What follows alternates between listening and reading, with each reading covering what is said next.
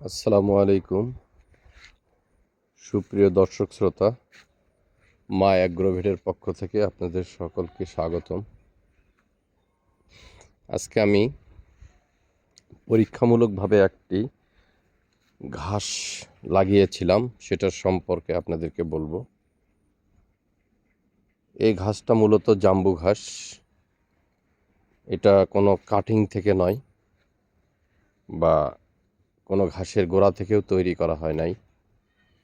এটা মূলত এই জাম্বু ঘাস, এটা ব্রাক অফিস, যদি কোনো ডেইরি তাদের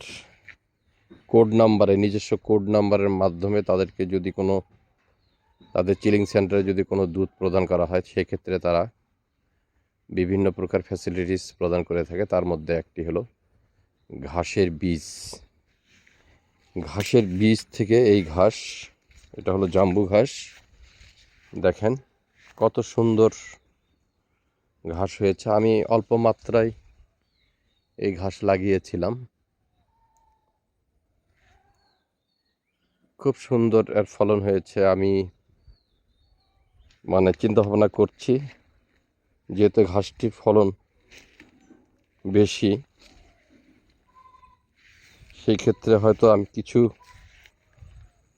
অন্যান্য যে ঘাস যেগুলি আছে, যেগুলি কাটিং থেকে তৈরি করা হয়, জারা ঘাস, ওই ঘাসের পাশাপাশি আমি এই ঘাসটিও লাগানোর চিন্তা ভাবনা করতেছি। এছাড়া আমার ঘাসের প্রচুর ফলন হয়েছে, যা আমি এখন গরুকে খড় ছাড়া শুধু ঘাসই খাওয়াচ্ছি। অনেক বড় বড় হয়ে গেছে। এক একটি ঘাস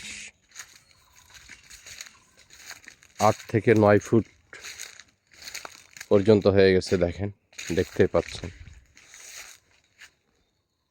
ঘাস অনেক লম্বা, আমার থেকেও অনেকখানি লম্বা। এই যে দেখেন, আমি অলরেডি ঘাসের জমির মধ্যে ঢুকে পড়েছি। আমার মাথার উপরে অনেক অনেক উঁচুতে ঘাস চলে গেছে। এছাড়া আমি ঘাসের জমিতে যে আইলের পাশ দিয়ে যে কলা চাষ করেছিলাম, আলহামদুলিল্লাহ সকল গাছেই এখন কলা ঝুলছে। এটা শুধু পরিপক্ক হওয়ার অপেক্ষায়। পরিপক্ক হলেই কলাগুলি আমি বিক্রি করে ফেলব। এই কলাগুলি লাগানোর উদ্দেশ্য হলো, এই কলা বিক্রি করে যেন আমি যে ঘাস এই জমিতে তৈরি করতেছি, সেটার যে খরচ, এই খরচটা এই কলা থেকেই পেয়ে থাকি। এটার জন্য আলাদা কোনো আমার কস্টিংয়ের প্রয়োজন হয় না, পকেট থেকে টাকা খরচ করতে হয় না। অলরেডি এই ঘাসগুলি কেটে ফেলেছি, এখন আবার হচ্ছে। প্রচুর ঘাস, শুধু ঘাস আর ঘাস।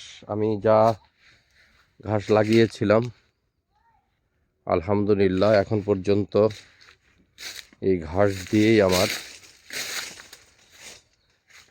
সকল গরুর খাবার হয়ে যাচ্ছে। প্রায় আমার 2 শেড মিলে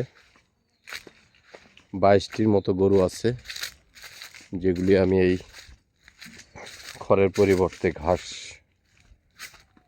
খাওয়াইতেছি। জমি থেকে আমি এখন আমার শেডের মধ্যে ঢুকে পড়লাম। এখন দুপুর, গরুদেরকে গোসল করানো হয়ে গেছে, অর্থাৎ এই গরুগুলিকে দিনে 3 বার গোসল করানো হয়। প্রচুর গরম,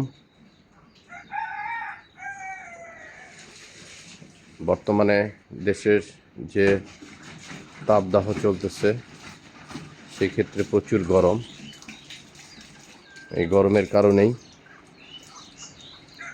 আমি গরুগুলিকে দিনে 3 বার গোসল করিয়ে থাকি। আমার প্রতিটি গরুরই নামকরণ করেছি, সেই নামগুলি কোনো এক সময় আপনাদেরকে জানিয়ে দেব। আলহামদুলিল্লাহ, এখন পর্যন্ত আমার সকল গরু সুস্থ আছে, সেই সঙ্গে বাছুরগুলি সুস্থ আছে।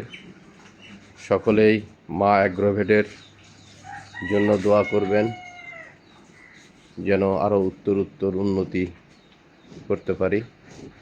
আজকে এই পর্যন্ত, ভালো থাকবেন সকলেই। খোদা হাফেজ, আসসালামু আলাইকুম।